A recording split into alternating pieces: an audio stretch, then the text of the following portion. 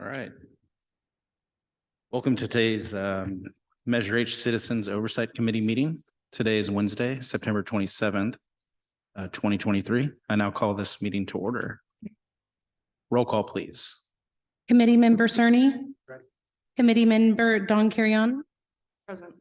Committee Member Huerta. Present. Vice Chair Treffa. Present. Chair Steely. Present. Okay. The first thing we have up is City Measure H Fiscal Year 2022-2023 budget by Doug Dunford. We'll be introducing the item. Okay, well, we bring up the PowerPoint presentation here real quick.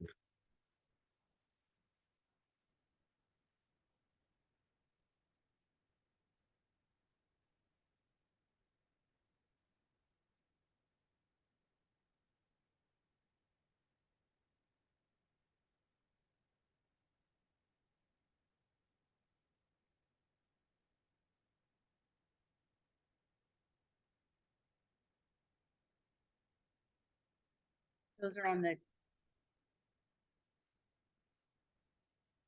Okay, that's on consent. So be sure to pull that item from consent.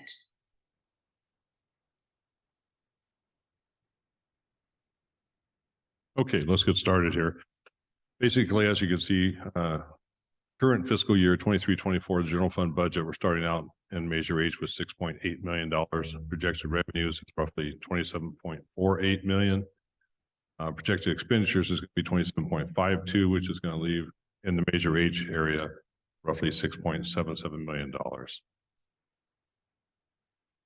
Overall, we're bringing in from reserves roughly $39,415 to help balance the budget for this fiscal year 23-24. Revenues are projected slightly above last year, and a lot of those costs are because, or a lot of the reason it's raised is because of increased costs, negotiated salary increases from last year, retirement costs, health insurance is going up, which is bad news for everybody, but that's happening also again this coming year, big time. Workers' comp has increased, and public liability insurance has also gone up. You can thank the pandemic for all that. But this budget includes the first and second installments of ARPA funds, basically 1.6 million we received over a 2-year period. They have to be expended by December 2026. Council has already determined the use of all the ARPA funds currently and spread out. Currently, Measure H under Fund 262 allocates 10 police officers, 7 firefighters / engineers. A one-time expenditure is going to be fire apparatus, help on loan repayment, tools and equipment, ticket writer software, some replacement for fire hoses and portable radios. So overall, it's an increase in revenues for fiscal year 23-24. All the expenditures, like we said earlier, roughly 27.5. General fund personnel costs are about 54% or 14.8 million. Measure H total expenditures are about 34.4. Public safety, which is PD, fire, code enforcement, and animal control with Measure H, is approximately 81% of the two funds put together, general fund and Measure H. Keep in mind, code enforcement has been funded through 2025 with the use of ARPA funds. So you should see that go down or decrease next year.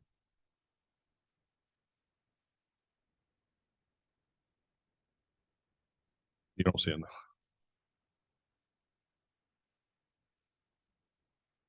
That concludes just an overview of our Measure H expenditures for this year.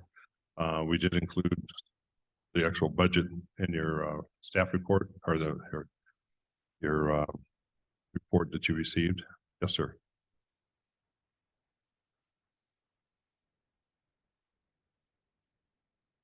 Let me check. Lauren, Measure H, what did it bring in last year roughly?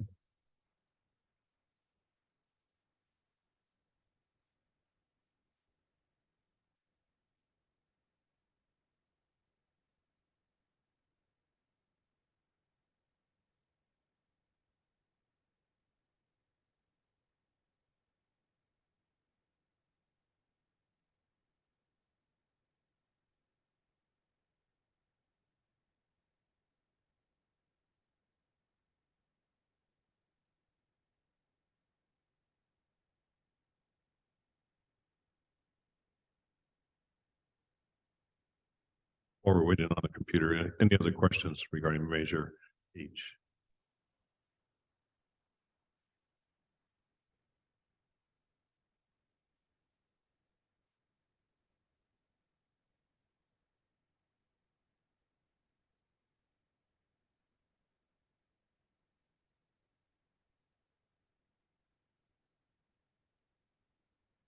For 22-23.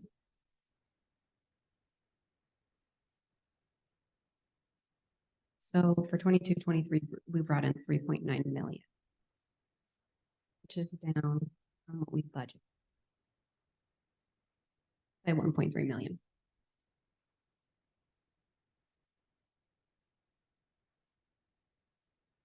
We believe that's 3.9 million. 3.9 million.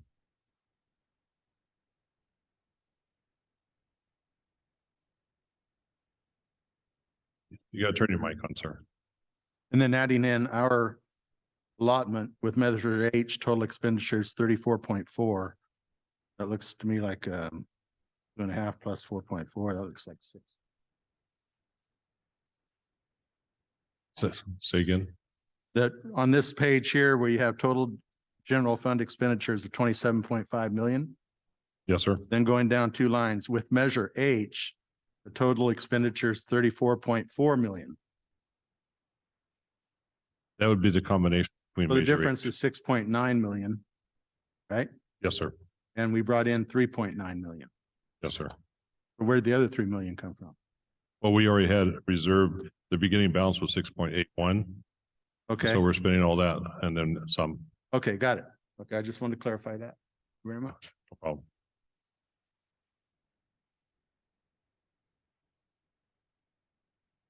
Any other questions regarding Measure H presentation? PowerPoint. Don't see anybody. So we'll open this up for public comment. Right, this item? Or presentation? Sorry, what's that? Does down here open up for public comment? The presentations There's on here, so no hands raised on Zoom. There's Okay. no one present. perfect. Now we'll move on to the citizens communication section. While the committee welcomes and encourages participation at committee meetings by the public, matters under the jurisdiction of the committee are not. Hold on. Jurisdiction of the committee and not on the posted agenda may be addressed by the general public. However, California law prohibits the committee from taking on any action on any matter not on the posted agenda unless it is determined to be an emergency by the committee. So we have nobody here in so city clerk. Comments through mail or any hands on Zoom? We have no hands raised on Zoom and we received no emails. Yeah, we'll move on to the next. The next item is appointments. We're going to appoint a chair today, so that item will be introduced by. So please speak into your mic. I'd like to nominate Mr. Steely as chair. Second, I second that. roll call vote. Just to confirm, we have Randy Cerny as the first and Angelo Huerta for the second. Committee member Cerny, Aye. committee member Don Carrion, Aye. committee member Huerta. Aye. Vice Chair Treffa, Aye. Chair Steely, Aye. motion passes 5-0. Okay, next on the consent, next item up is the consent calendar. I believe, Mr. Cerny, you had a item you wish to pull from Yes. consent calendar. On what I had in my packet, the minutes from the meeting back in March. So what we'll not, sorry to interrupt, what we'll do is Chair Steely, you'll go ahead, the committee members will make a motion to have pass Correct. the consent items with pulling item number 4, which is the minutes. Sure. And then we'll talk about item number 4 separately. I forgot to add that all matters listed on the consent item are routine, and we're gonna pull your item, right, Mrs.? Okay.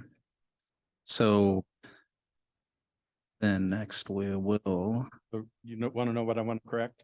So what we'll do is we'll make a motion, a committee member will make a motion to pass consent Items. calendar items 3 and 5. We'll pass those and then we'll go into item 4 and we'll discuss it and pass that separately okay, sure. or not pass it, whichever the Mm. the committee decides. So is there any motion for passing items 3 and 5 on the consent calendar? I make that motion. I'll second it. Roll call vote, please. Committee member Cerny. Aye. Committee member Don Carrion, Aye. committee member Huerta. Aye. Vice Chair Truffa, Aye. Chair Steely, Aye. motion passes 5-0. All right, next we'll move on to the consent item that was pulled, the approval of minutes for March 15th, 2023. That was pulled by Mr. Cerny.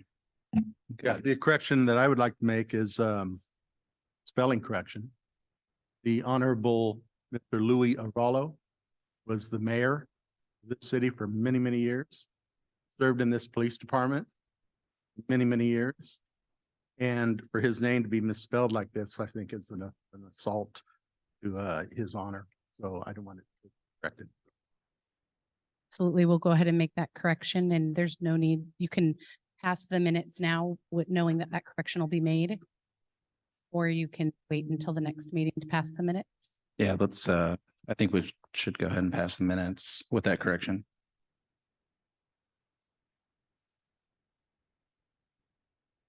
And you'll also want to open that up to public comment before. Oh, motion's yes, made. public comment on that. There's no one in the room I see. Anybody on Zoom? There's no hands raised No one on on Zoom, Zoom, no emails. no emails. That closes that item. New business, there is none, so we're going to move on to reports. Item number 6, which is, Just, are you going to have a motion made to pass the minutes? oh, The yes, correction I made. apologize. Okay, We need a motion to pass the minutes with the correction to Mr. Rollos. I make that motion. Second.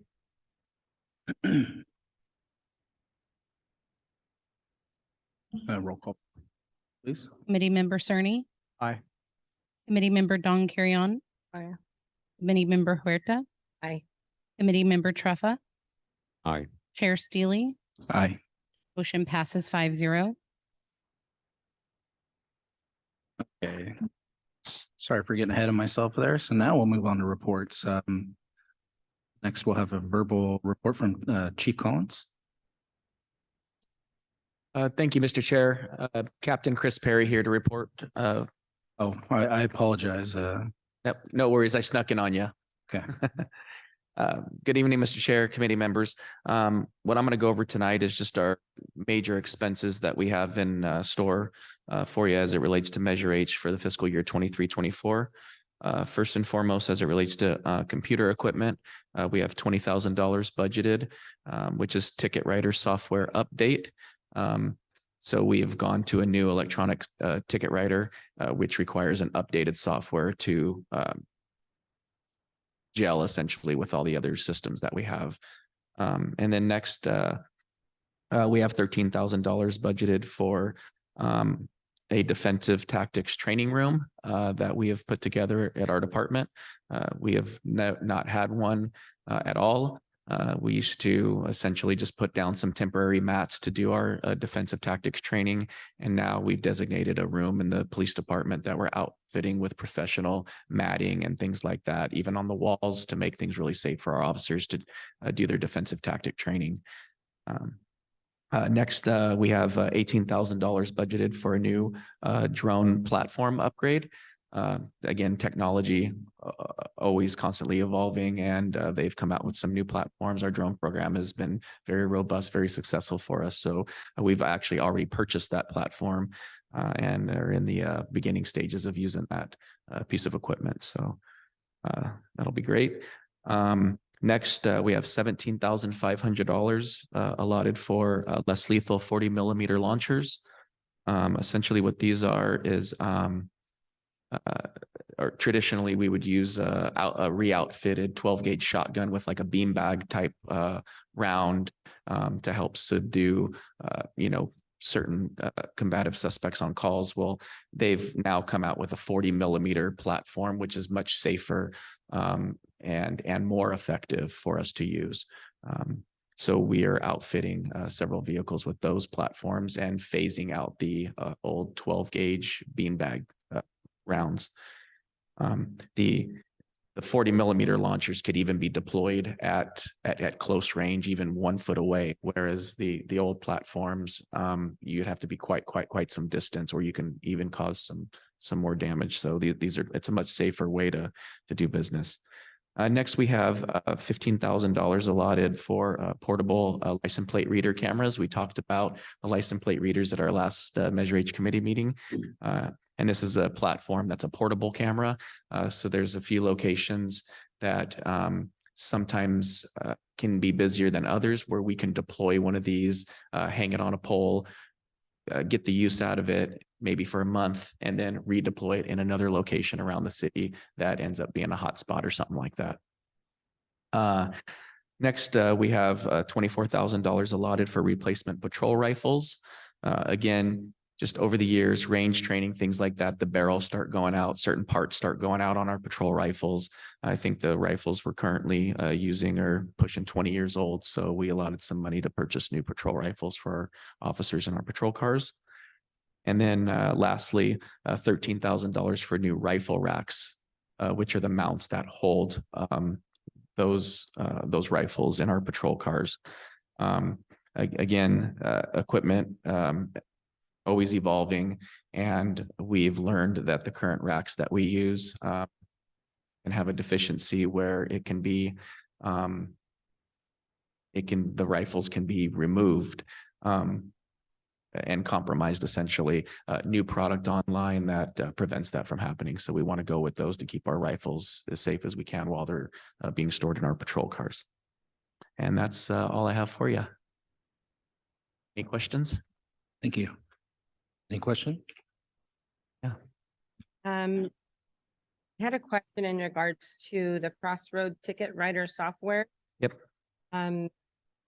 Last time we met, I believe you guys were getting a program for license plate readers. Is that different?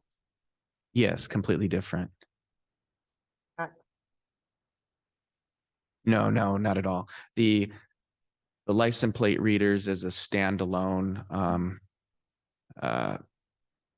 unit. Essentially, we have license plate readers mounted in the patrol cars, and then we have them on selected intersections in the city, and it operates off of its own platform. The ticket writer stuff is we pull a car over for speeding, and now we're going to write a ticket. We don't write paper tickets anymore. It's all electronic. Oh, So that's what this software is. And this software allows also coincides with our accident writing software. So when we go take an accident report now and things like that, it's all done electronically. And the ticket writer and the accident reports all have to go hand in hand with each other to be able to submit to the district attorney's office, to the courts, to insurance companies, things like that. You're welcome. Any other questions? That cost for it, it's just a one-time cost. Just for the software itself, there's no recurring cost for it? Yes, correct. Yeah, one-time cost. an additional licensing fee? Like- No, we already have the license for that software that we've paid for originally. Yeah, this is just updated software that allows the ticket writers that we have to continue working with some of the other electronics equipment that we purchased, such as Crossroads. Are there any plans to increase the size of the department in the next fiscal year? I would love to decrease, or you said increase, right? Increase. Yeah, I would love to. Yeah, I would love to increase the size of the department if we could. Probably a conversation that we need to have with city manager and whatnot to see if we can afford it. But I would absolutely love to. I would like to add 2 community service officers. Well, 1 full-time spot, and right now we have 1 part-time, which I'd love to make full-time. And ultimately, I'd like to add 4 more officers to the department so we can get our street crimes unit back. So I'm sure that that will be some talk at some point that we're going to have.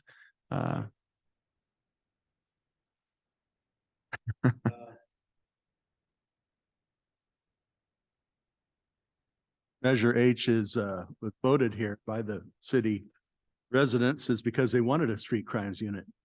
And years ago, the city council took it away. And to get it reestablished as soon as possible, I think it'd be critical for the safety of this community. I have to agree. Crime comes in a lot of different facets these days. Yeah, absolutely. Pretty vital. Thank you.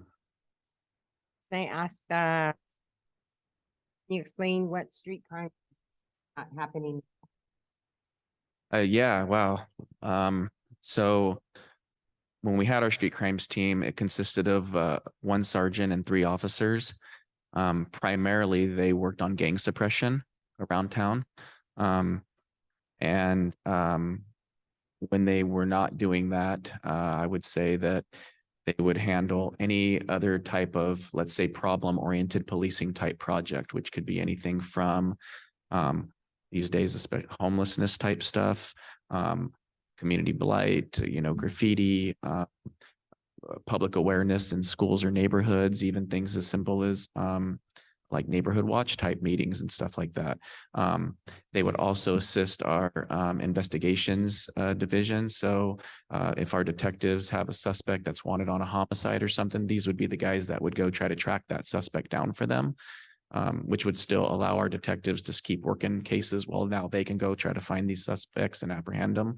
And in addition, they would work with some of the other street crimes teams within the county that we have. So Modesto PD has a street crimes team, the sheriff's office does as well.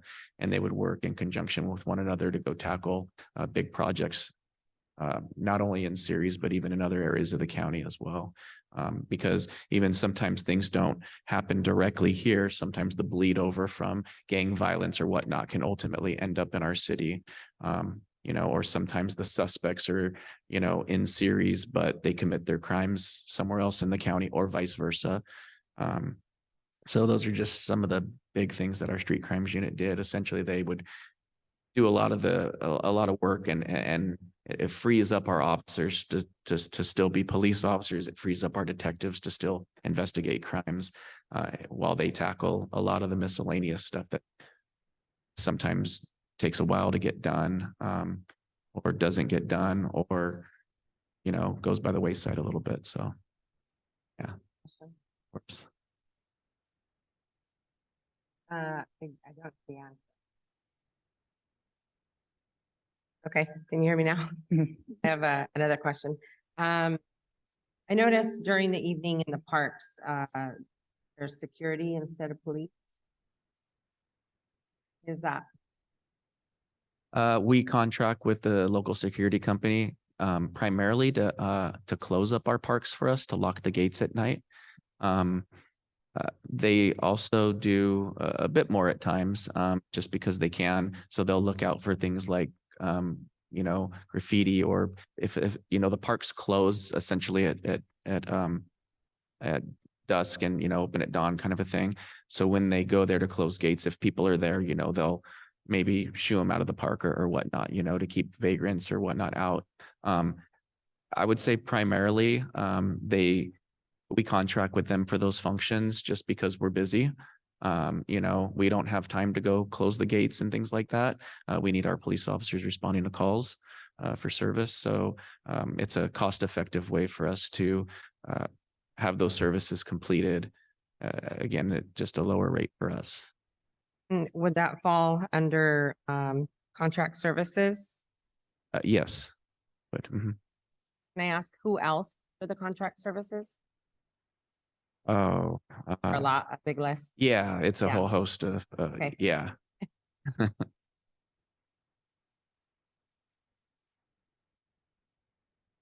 Questions? Is there any way we can get a list of who else is contracted under those expenditures? Okay.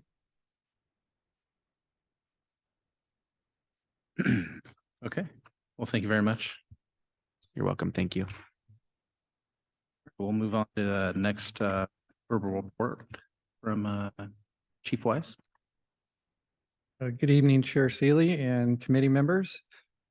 Just going to give you a brief overview of what's been going on in the fire department, and then I'll talk about some of our Measure H expenditures.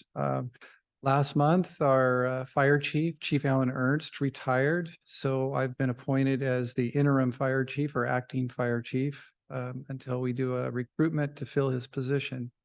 So this might be my last meeting for a while. I have a replacement that will be replacing me. There's Chief Jesper. You might be seeing him next time. We're currently hiring 16 new firefighters, and we're going to start a new fire academy starting November 7th out at our training facility out on Service Road. I'm very excited of taking an item to council at the next meeting on October 9th for a new training tower. Those aren't going to be Measure H funds, by the way. Those are coming from other funds from our partners in the city of Ceres. Just been very fortunate with Measure H to be able to utilize the items we've been able to purchase for our capital outlay. In 2019, 2020, we bought all new fire apparatus. So we're in a very good position. And at that time, we replaced a lot of our equipment. So in this year's budget, we didn't really ask for a whole lot compared to years past. So 4 items that we asked for in the budget and we were awarded was a replacement of some radios. We had $15,000 for radios, $5,000 for gas monitors, $20,000 for fire hose replacement, and the thermal imaging replacement of $10,000 for a total of $50,000 in the Measure H for the capital outlay. So Measure H pays for part of the contract for service with the city of Modesto for fire protection and items like the ones I just mentioned for the capital outlay. So with that, any questions I can answer?